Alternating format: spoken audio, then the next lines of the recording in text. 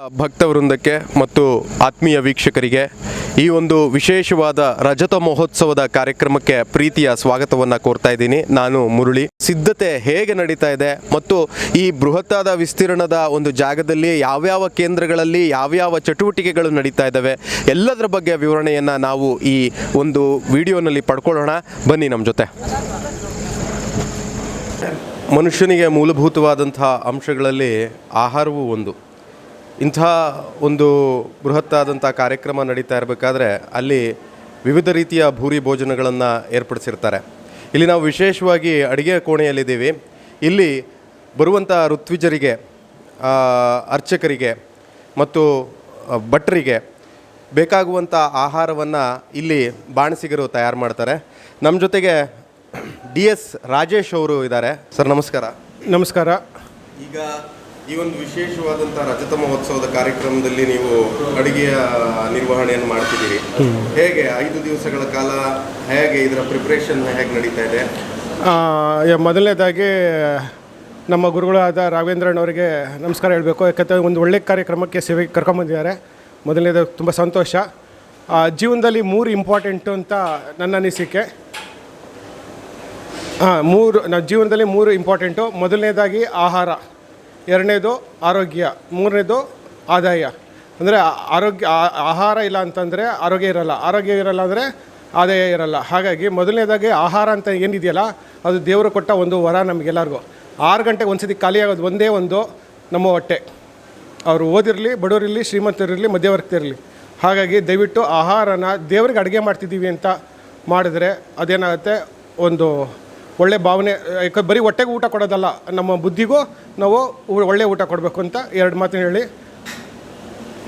ಈಗ ಈ ಇಲ್ಲಿಗೆ ಯಾವ ದಿವಸ ಬಂದ್ರಿ, ಹೇಗೆ ನಡೀತಾ ಇದೆ ಎಲ್ಲ ಪ್ರಿಪ್ರೇಷನ್ಸು? ಈಗ 2 ದಿವಸ ಆಯಿತು ಬಂದು. ಮೊದಲನೇದಾಗಿ ತುಂಬ ಸಂತೋಷ ಆಗುತ್ತೆ. ಅದರಲ್ಲೂ ದೇವರ ಕಾರ್ಯಕ್ರಮ ಅಂತಂದರೆ ಸೊ ಇಲ್ಲಿ ಬಂದಿರೋರಿಗೆಲ್ಲರಿಗೂ ಬರೀ ಒಳ್ಳೇದಾಗಲಿ ಅಂತ ಹೇಳ್ಬಾರ್ದು, ಸದಾ ಒಳ್ಳೇದಾಗಲಿ ಅಂತ ಹೇಳೋಕ್ಕೆ ಇಚ್ಛೆಪಡ್ತೀನಿ. ಧನ್ಯವಾದ.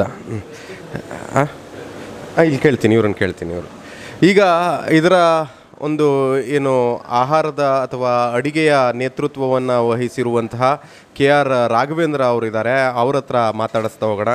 ಸರ್ ನಮಸ್ತೆ.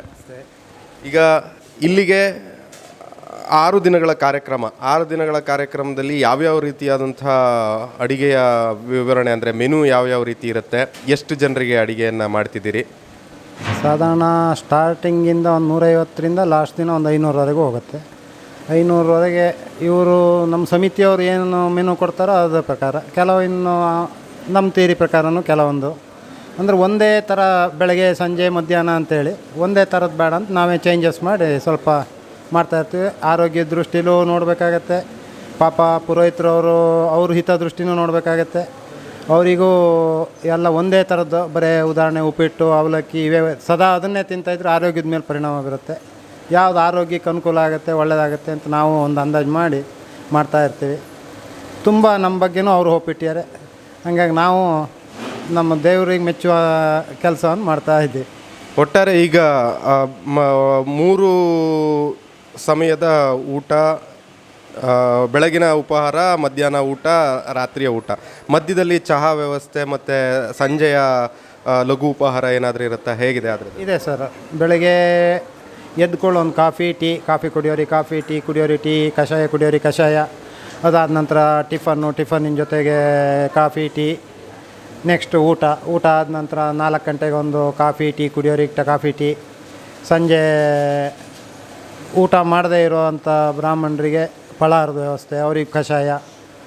ಅದನ್ನೆಲ್ಲ ವ್ಯವಸ್ಥೆ ಮಾಡೋಕ್ಕೆ ನಮಗೆ ಹುಂಚದಿಂದ ನಮ್ಮ ಬಡ್ಸು ಟೀಮೆಲ್ಲ ಬಂದಿದ್ದಾರೆ, ಲೇಡೀಸು. ಅವರು ತುಂಬ ಸಹಕಾರ ಕೊಡ್ತಿದ್ದಾರೆ. ಅವ್ರ ಸಹಕಾರದಿಂದ, ನಮ್ಮ ಗುರುಗಳ ಆಶೀರ್ವಾದದಿಂದ, ಗುರುಗಳ ಸಹಕಾರದಿಂದ ಏನೋ ಒಂದು ಮಾಡ್ತಾಯಿದ್ದೀವಿ ದೇವ್ರ ಸೇವೆ. ಈಗ ಇಂತಹ ಒಂದು ವಿಶೇಷ ಕಾರ್ಯಕ್ರಮ ಅಂದಾಗ ಎಲ್ರಿಗೂ ಸಿಹಿ ತಿಂಡಿಯ ಮೇಲೆ ಒಂದು ವ್ಯಾಪಕವಾದಂಥ ವ್ಯಾಮೋಹ ಇರುತ್ತೆ. ಯಾವ್ಯಾವ ರೀತಿಯ ಸಿಹಿ ತಿಂಡಿಗಳನ್ನು ಮಾಡ್ತಾಯಿದ್ದೀರಿ? ಒಂದಿನ ಮೈಸೂರು ಪಾಕ, ಒಂದಿನ ಜಿಲೇಬಿ, ಒಂದಿನ ಜಾಂಗೀರ್, ಒಂದಿನ ಬಾದಾಮಿ ಪುರಿ, ಒಂದು ದಿವಸ ಲಾಡು. ಇದೇ ಥರ ದಿನಕ್ಕೊಂದೊಂದು ರೀತಿಯಲ್ಲಿ ಮಾಡ್ತಾಯಿದ್ದೀವಿ. ಒಟ್ಟಾರೆ ಎಷ್ಟು ಜನ ಇಲ್ಲಿ ಕೆಲಸ ಮಾಡ್ತಾಯಿದ್ದೀರಾ? ನಿಮ್ಮ ಬಾಣಸಿಗರ ತಂಡ ಎಷ್ಟು ಜನ?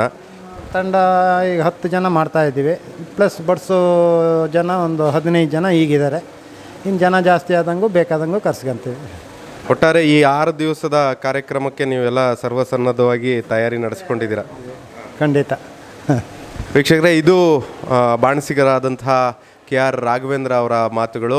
ಒಟ್ಟಾರೆ ಈ 6 ದಿನದ ಈ ವಿಶೇಷ ಕಾರ್ಯಕ್ರಮಕ್ಕೆ ಅವರ ತಂಡ ಸಿದ್ಧವಾಗಿದೆ ಮತ್ತು ಬೇರೆ ಬೇರೆ ರೀತಿಯ ವಿವಿಧ ರೀತಿಯ ಭಕ್ಷ್ಯ ಭೋಜನಗಳನ್ನು ತಯಾರಿ ಮಾಡ್ತಾ ಇದ್ದಾರೆ.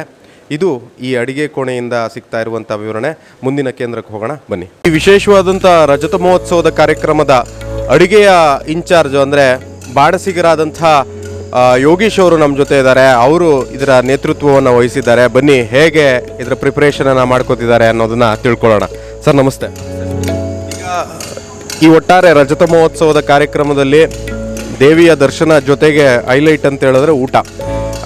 ಇದಕ್ಕೆ ಯಾವ ರೀತಿ ತಯಾರಿಯನ್ನು ಮಾಡ್ಕೋತಿದ್ದೀರಿ? ನಿಮ್ಮ ತಂಡ ಎಷ್ಟು ಜನರ ತಂಡ ಇಲ್ಲಿ ಕೆಲಸ ಮಾಡ್ತಾ ಇದೆ? ನಮ್ಮದು ಮಿನಿಮಮ್ ಒಂದು 60ರಿಂದ 70 ಜನ ತಂಡ ಇದೆ ಸರ್.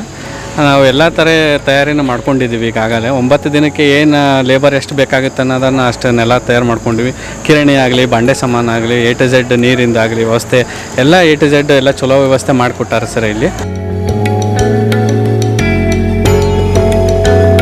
9 ದಿನವೂ 9 ಥರ ಅಡುಗೆ ಡಿಫ್ರೆಂಟ್ ಇರ್ತೈತೆ. ದಿನ ಒಂದೊಂದು ಥರ ಸ್ವೀಟ್, ಒಂದಿನ ಗೋಧಿ ಹುಗ್ಗಿ, ಒಂದಿನ ಅನ್ನ, ಒಂದಿನ ಅಗ್ರಿವ, ಒಂದಿನ ಹೆಸರುಬೇಳೆ ಪಾಯಸ, ಶಾವಿಗೆ ಪಾಯಸ, ಒಂದಿನ ಬೂಂದಿ, ಲಡಿಕೆ ಪಾಕು, ಈ ಥರ ಎಲ್ಲ ಸ್ವೀಟ್ ಐಟಮ್ ಇರುತ್ತೆ ಸರ್. ಪಲಾವು, ಟೊಮೊಟೊ ಬಾತು, ಅನ್ನ ಸಾಂಬಾರು, ಒಂಥರ ಕೋಸಂಬರಿ ಪಲ್ಯ, ಈ ಥರ ಎಲ್ಲ ಇರುತ್ತೆ ಸರ್. ಒಟ್ಟಾರೆ ಎಷ್ಟು ಜನರ ನಿರೀಕ್ಷೆ ಇದೆ ನಿಮ್ಮ ತಲೆಯಲ್ಲಿ?